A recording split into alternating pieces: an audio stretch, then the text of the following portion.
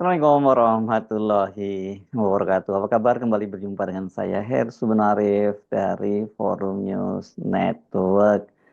Saya kira banyak yang kecewa kemarin ya, yang menunggu-nunggu kedatangan Sekjen DPP PDIP Hasto Kristianto di gedung KPK karena kan kemarin itu dijadwalkan Hasto akan menjalani pemeriksaan perdana setelah dia ditetapkan sebagai tersangka oleh Komisi Pemberantasan Korupsi. Hasto melalui Ketua DPP PDIP Roni Talampesi menyatakan mereka minta agar agar pemeriksaan terhadap Hasto itu ditunda setelah tanggal 10 Januari karena tanggal 10 Januari ini PDIP itu akan menggelar hajat besar yakni hari ulang tahun PDIP dan penyidik itu menyatakan akan menjadwalkan kembali pemeriksaan terhadap Hasto Kristianto. Tetapi juru bicara KPK Tessa Mahardika mengingatkan kalau Hasto itu pada panggilan yang kedua nanti itu mangkir lagi, maka KPK tidak segan-segan akan menggunakan upaya paksa atau pemanggilan paksa tepatnya ya.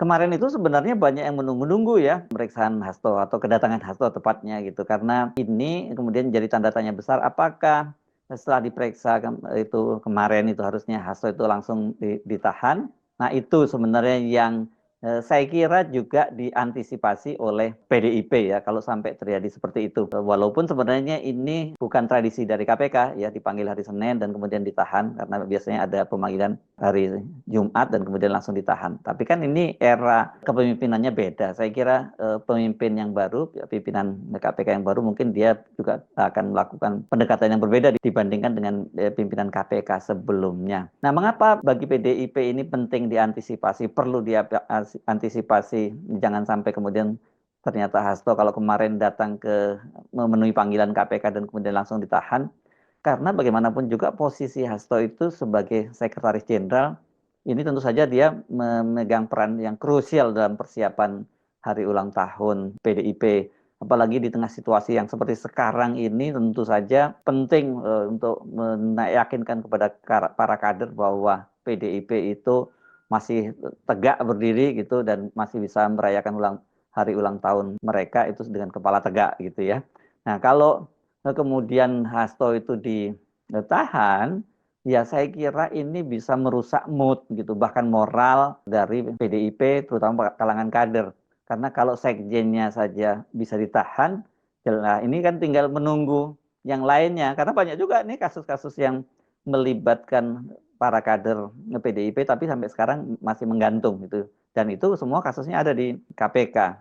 Jelas kalau itu terjadi, bahwa Hasto kemarin datang dan langsung ditahan, akan jadi pukulan yang sangat berat ini. Karena bagi PDIP memang situasi sekarang ini saja itu tidak pernah mereka bayangkan gitu ya. Ada seorang sekjennya bisa sampai tersangkakan oleh KPK. Kalau di masa lalu mana berani KPK ya pada waktu PDIP itu masih menjadi partai penguasa dan Jokowi itu masih menjadi petugas partainya. Tapi kan sekarang Jokowi ini jadi orang pecatan. Jadi ini betul-betul buat PDIP menjadi pukulan berat. Hasto ditetapkan sebagai tersangka saja itu jadi pukulan berat, apalagi kemudian diikuti penahanan kan. Ini Bu Megawati kan bolak-balik menyatakan kalau waktu itu karena kepolisian yang menangani kalau sampai Hasto ditahan oleh polisi maka dia akan datangi Kapolri ya Jenderal Istio Sigit Prabowo. Juga begitu dengan KPK kalau dia kan selalu menantang-nantang itu penyidik KPK itu AKBP Rosa itu yang menangani kasusnya Hasto itu berani nggak berhadapan dengan Ibu Megawati dan Ibu Megawati juga menyatakan akan datangi itu KPK kalau sampai Hasto itu ditahan. Jadi sekali lagi kasus seperti Hasto ini pasti tidak pernah dibayangkan oleh PDIP sebelumnya sebagai partai yang berkuasa selama 2 periode. Ini kan sebenarnya pemilu legislatif dan Pilpres 2024 kemarin itu disambut dengan optimisme dari PDIP. Mereka kan sudah membuat target itu bahwa Pilpres dan pemilu legislatif tahun 2024 itu PDIP itu akan hat-trick ya, menang 3 kali berturut-turut baik di parlemen maupun di Pilpres. Nah, tiba-tiba sekarang ini PDIP boro-boro menjadi partai pemenang Pilpres ya karena tiba-tiba sekarang ini kan mereka jadi oposisi dan kacaunya itu oposisinya sendirian. Satu saja dia menjadi. Coba bayangkan dari partai yang berkuasa, partai penguasa memimpin pemerintahan di eranya Jokowi selama 2 periode, tiba-tiba sekarang itu harus menjadi oposisi sendirian, dan yang bikin gara-gara itu Jokowi juga. Ini kan benar-benar tragis ya. Kursinya PDIP, walaupun dia jadi pemenang pemilu itu turun banyak, dari 128 jadi tinggal 110, 18 kursi. Itu, waduh, itu bisa lebih dari 1 dapil, itu berarti setidaknya 2 dapil itu hilang suara ya. Itu dapil-dapil besar yang punya 10 kursi itu. Kemudian capresnya, yakni Ganjar Pranowo dan Mahfud MD yang didukung oleh PDIP itu juga kalah, dan yang mengenaskan mereka ini dari 3 pasang calon itu kan ada nomor 1 itu Anies Baswedan Muhaimin, kedua Prabowo Gibran, dan ketiga Ganjar Pranowo Mahfud MD, itu mereka di urutan paling buncit gitu ya. Pokoknya semua ini gara-gara Jokowi dan keluarganya. Ya pantas kalau PDIP sangat marah dan kemudian berakhir dipecat seperti itu ya. Ini pun sudah terlambat sebenarnya, banyak yang menyatakan bahwa kenapa baru sekarang Jokowi itu dipecat, kenapa nggak sebelum Pilpres dan sebelum pemilu gitu kan, petanya akan berbeda pada waktu itu, apalagi PDIP berani menarik dulu lah para kader-kadernya dari kabinet gitu. Jadi saya kira kita bisa terimalah pernyataan dari Roni Talampesi bahwa ini ya mereka minta ditunda karena ada gelaran besar menjelang hari ulang tahun. Masa ulang tahun dikasih kado, tangkapnya sekjennya, kan nggak enak banget. Kemarin saja buat Hasto kado Natalnya nggak enak ya, ditetapkan jadi tersangka. Ditambahin lagi nanti ditangkap menjelang hari ulang tahun PDIP. Ini benar-benar parah. Analisis yang kedua, ini kita melihat mengapa Hasto minta penundaan, ada manuver-manuver politik. Ada upaya tawar-menawar gitu ya di situ. Sudah bukan rahasia. Proses hukum di Indonesia itu erat kaitannya dengan politik. Itu pure. Ya, tidak bisa pure masalah hukum.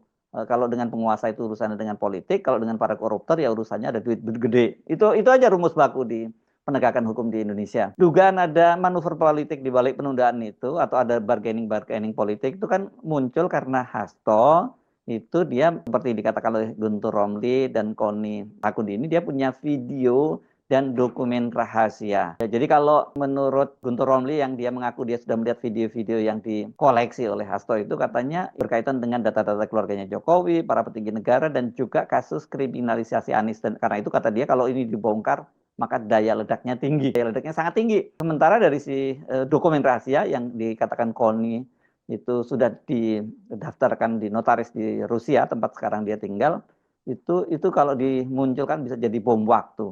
Jadi sebenarnya bukan dimunculkan ya, kalau bom waktu itu sewaktu-waktu bisa diledakkan sesuai dengan kebutuhan lah, kira-kira begitu ya. Jadi kenapa kemudian kita menduga-duga ini sebagai bargaining? Karena kalau punya data kenapa nggak dibuka aja gitu ya. Dan kemudian kita kaitkan bahwa PDIP kan menyebut pentersangkaan Hasto itu ya karena pemecatan terhadap Jokowi dan anak menantunya. Artinya ini dari sisi pandang PDIP, KPK itu sekarang masih dikendalikan oleh Jokowi. Kalau kemudian Jokowi itu digertak, rahasia juga akan dibongkar oleh Hasto, maka Jokowi bisa memerintahkan KPK untuk membatalkan atau menunda atau setidaknya tidak melanjutkan kasus Hasto. Jadi kalau toh sudah tersangka ya udah biarin saja tersangka, nggak usah diperiksa lebih lanjut, dan sampai kemudian publik lupa dan situasi politik berubah gitu ya. Dan dugaan semacam ini juga tidak terlalu salah, karena pimpinan KPK sekarang ini kan adalah hasil seleksi di era pemerintahnya Jokowi. Sudah bukan rahasia lah kalau Jokowi tetap ingin melakukan seleksi secara etika, kan nggak pantas ya di ujung masa jabatannya kemudian dia tetap melakukan seleksi, dan harusnya kalau dia tahu diri dan tidak punya kepentingan politik ya diserahkan saja kepada presiden berikutnya begitu ya. Tapi kan Jokowi tetap melakukan seleksi, dan orang-orang inilah yang sekarang menjadi pimpinan KPK. Dengan menyatakan punya video-video tentang kasus-kasus korupsi Jokowi dan para petinggi negara, dan juga ada dokumen rahasia gitu yang sampai disimpan di Rusia, ini kira-kira ini maksudnya ya, kenapa itu disampaikan oleh para politisi dan teman-teman Hasto gitu, karena dengan cara seperti itu makanya bukan nanti hanya Jokowi nanti yang khawatir, banyak petinggi negara lain yang rahasianya dipegang oleh Hasto jadi khawatir, dan jalan tengahnya video itu tidak, dan dokumen-dokumen tadi tidak jadi dibongkar. Tapi kalau kita lihat langkah-langkah dari KPK, kelihatannya KPK nggak gentar dan bahkan malah menantang Hasto. Direktur Penyidikan Komisi Pemberantasan Korupsi, Brigjen Asep Guntur Rahayu, bahkan menantang balik gitu ya. Dia mempersilahkan kalau misalnya Hasto mau mengelak, walaupun memang kalau tersangka itu diperbolehkan, kata dia dipersilahkan, bahkan berbohong itu juga silakan. Itu merupakan hak ingkar, tapi tetap kami harus menyajikan informasi atau dokumen atau keterangan yang kami miliki. Sehingga yang bersangkutan itu tidak bisa lagi mengelak, walaupun ya kalau mengelak ya silahkan saja. Jadi santai banget ya respon dari KPK. Jadi kelihatannya KPK nggak terpengaruh ya dengan gertakan dari Hasto yang dia punya video dan dokumen-dokumen rahasia ini ya. Saya kira ini yang sikap dari KPK ini yang membuat Hasto itu juga kembali terkejut ya. Keterkejutan pertama tentu saja ketika rezim berganti ya, tidak bukan lagi rezimnya Jokowi, kok Hasto malah jadi tersangka gitu. Padahal kan Pak Prabowo ini punya hubungan yang baik dengan Megawati gitu. Selama eranya Jokowi, Hasto aman-aman saja gitu. Kok malah eranya Prabowo jadi nggak aman gitu. Keterkejutan kedua yaitu tadi gertakan Hasto itu nggak membuat KPK, atau kalau benar Jokowi yang mengendalikan KPK, ternyata nggak gentar ya dengan gertakan itu. Nah, sekarang kita jadi bertanya-tanya, bener nggak sih ini Hasto punya video dan dokumen rahasia atau hanya omon-omon, hanya gertak sambal. Tapi saya kira ya, kalau kita melihat hubungannya ya, hubungannya PDIP dengan Jokowi, sangat wajar kalau dalam banyak hal Hasto itu diajak bicara oleh Pak Jokowi. Banyak hal rahasia. Tapi apakah kemudian waktu itu dia sempat memvideokannya atau bahkan hanya merekamnya saja gitu, dan kemudian menyimpan dokumen-dokumennya, ya ini yang masih jadi pertanyaan. Apakah dengan cara seperti itu Hasto sebenarnya sudah sejak awal dia sudah punya prediksi ke depan kalau terjadi apa-apa pada Jokowi, jadi dokumen-dokumen itu bisa dia gunakan. Ini yang mesti kita tunggu. Jadi hanya omon-omon atau kertas sambal. Karena kalau benar dia punya data sebagai bagian dari pemerintahan Jokowi itu kan, ini dia pasti data-data rahasia yang dia pegang ini top secret gitu ya. Ini sih memang sangat mungkin ya bahwa hal-hal semacam itu punya gitu, dan ini juga sesuai dengan tabiat dari Jokowi yang senang menyandra kawan dan sekutunya. Tapi kalau lihat tabiatnya Jokowi, ini berbahaya juga buat PDIP, karena kita bisa hampir pastikan bahwa Jokowi itu punya data perilaku para elit PDIP maupun mereka yang pernah menjabat sebagai pembantu Jokowi. Kan Jokowi sendiri pernah mengaku ya bahwa depan para relawannya pada waktu di Bogor beberapa waktu yang lalu, dia menyatakan dia tahu kok semua gerakan partai politik itu ya, karena dia punya data rahasia dari semua lembaga-lembaga intelijen di negara ini. Jadi kan kemana partai politik itu bergerak dia katanya udah tahu. Berarti termasuk itu PDIP kan. Nah, indikator bahwa bahwa Jokowi pasti punya data-data itu kan terlihat setidaknya adalah diperiksanya Menkumham eranya Jokowi, yakni Yasona Lawli, dalam perkara Harun Masiku dan Hasto. Dari sini saja kan berarti ya ada data itu gitu ya, data elit-elit politik PDIP di tangan Jokowi juga gitu. Ini kali lagi kalau Jokowi mengendalikan KPK. Tapi kalau toh Jokowi tidak mengendalikan KPK pun sebenarnya itu common sense itu bahwa KPK di era yang lalu itu para penyidiknya ya, bukan para petingginya, punya data-data bagaimana peran Menkumham Yasona Lawli dalam lolosnya Harun Masiku ya kan gitu. Dan kemarin itu kan juga KPK sempat memeriksa mantan Dirjen Imigrasi ya, Roni Sompi ya. Dan ini pasti dia tahu juga apa yang terjadi sebenarnya, dinamika di dalam Kementerian Hukum dan HAM dikaitkan dengan lolosnya Harun Masiku. Ini jangan-jangan kasus Hasto ini merambat kemana-mana ini, termasuk merambat ke Menkumham Yasona Lawli. Ya ini yang saya kira harus diantisipasi oleh PDIP. Belum lagi berbagai kasus kader PDIP yang sudah pernah diperiksa digeledah KPK dan atau nama-namanya sempat disebut-sebut sebagai pelaku tindak korupsi di KPK. Kasus Bansos. Wah, ini bukan hanya Bansos, ada Madam Bansos gitu. Sampai sekarang kasusnya itu tidak jelas seperti apa. Ada beberapa anggota DPR yang rumahnya digeledah. Salah satunya Herman Heri, anggota DPR yang diduga juga terkait dengan kasus Bansos. Sampai sekarang kan kasusnya nggak berlanjut walaupun sudah digeledah rumahnya. Apakah Hasto ini siap atau lebih luas lagi PDIP siap dengan semua itu kalau mau bongkar-bongkaran? Soal bongkaran-bongkaran Hasto ini, saya kira bukan hanya faktor Hasto nih ya, kalau dia betul-betul punya dokumen yang memutuskan untuk dibongkar atau tidak. Karena kan kita bisa pastikan tidak semua elit politik setuju dengan manuver Hasto. Karena kalau sampai Hasto melakukan itu, mereka bisa terbawa-bawa ini ya. Mereka yang punya punya penyakit bawaan gitu, punya komorbid, pasti ketakutan dengan langkah Hasto ini dari elit politiknya PDIP sendiri.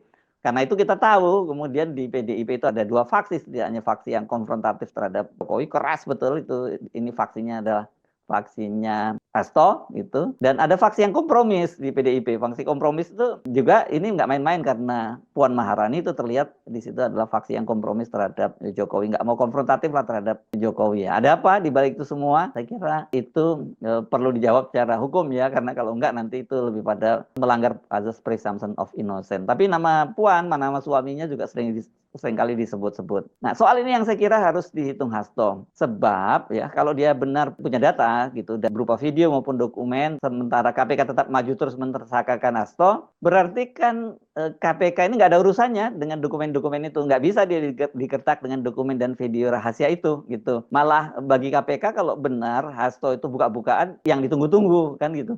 Karena KPK itu kan berarti bakal panen kasus tanpa harus susah payah. Itu kalau KPK-nya benar ya. Kalau KPK-nya sekarang ini tidak seperti di eranya Jokowi yang digunakan untuk kepentingan dan alat politik. Ini jadi semata-mata penegakan hukum. Jadi tutup mata aja. KPK mau PDIP, mau Hasto, mau orang partai-partai lain di pemerintahan, kalau dia salah disikat. Itu yang kita tunggu loh ya, karena sekarang kan belum ada buktinya. Yang ada buktinya baru kasus Hasto itu ya. Selain itu, kalau Hasto benar punya data dan kemudian kok nggak dibuka juga dan dia artinya digunakan untuk tawar menawar, kan berarti ini Hasto juga bisa diperkarakan, dipidanakan karena dia obstruction of justice lagi. Karena dia berarti dia tahu ada kasus pidana, dia tidak melaporkan dan bahkan dia menutup-nutupinya. Jadi dia melindungi atau membiarkan setidaknya ada pelanggaran hukum gitu. Malah dijadikan tawar-menawar politik. Jadi alih-alih menguntungkan, gerakan Hasto ini ya, ini malah merugikan kalau kalkulasi dari politik sekarang ini. Apalagi kalau kemudian dia tidak terjadi, nggak jadi membongkarnya, dia akan dicap tambah buruk lagi nih. Nanti sudah masuk penjara dan dia juga dianggap hanya omon-omon. Sekarang ini publik menunggu ya bagaimana manuver dari Hasto ini. Dan posisi Hasto itu sekarang jelas dilematis. Mau bukaan salah, nggak dibuka juga salah ya. Sekarang pilihannya ini dia mau jadi martir, masuk penjara sendirian atau dia masuk bareng-bareng rame-rame gitu. Termasuk dengan Jokowi dan keluarganya. Prinsipnya kalau di Jawa dikenal sebagai prinsip tiji tibeh. Ini mati siji, mati kabeh. Jadi pokoknya nggak boleh hanya Hasto yang jadi korban. Ikut seret semua Jokowi dan keluarganya serta para petinggi pemerintahan lainnya, dengan konsekuensinya juga bakal menyeret para petinggi PDIP lainnya. Itu konsekuensi ya harus dibayar oleh PDIP karena mereka ini kan menjadi bagian, bahkan ikut membesarkan Jokowi, ikut bagian dari rezim Jokowi. Jadi kalau ada rusak-rusakan sekarang ini yang terjadi di negara kita selama pemerintahnya Jokowi akibat ugal-ugalan cara Jokowi mengelola negara, jadi PDIP pun harus ikut bertanggung jawab. Dan saya kira sebagai bentuk semacam penembusan dosa, PDIP memang harus bersikap paling keras itu dalam menghadapi Jokowi. Peristiwa sekarang ini ya, bagi PDIP itu, Jokowi itu betul-betul bakal jadi sejarah kelam dalam perjalanan PDIP sebagai partai politik. Ini luar biasa. Kalau di eranya Pak Harto, di era Orde Baru ya biasa itu menghadapi rezim berkuasa yang otoriter. Tapi sekarang ini justru mereka harus berhadapan dengan kadernya, orang yang dibesarkan dia gitu ya. Ini kan betul-betul sebuah tragedi. Mereka ini, PDIP maksud saya, dan Ibu Megawati khususnya, itu kan seperti membesarkan anak ular berbisa, atau anak harimau lah, gitu, yang ketika besar itu malah menerkam mereka yang membesarkannya. Saya Subhan Arif dari Forum News Network, sampai jumpa lagi. Assalamualaikum warahmatullahi wabarakatuh.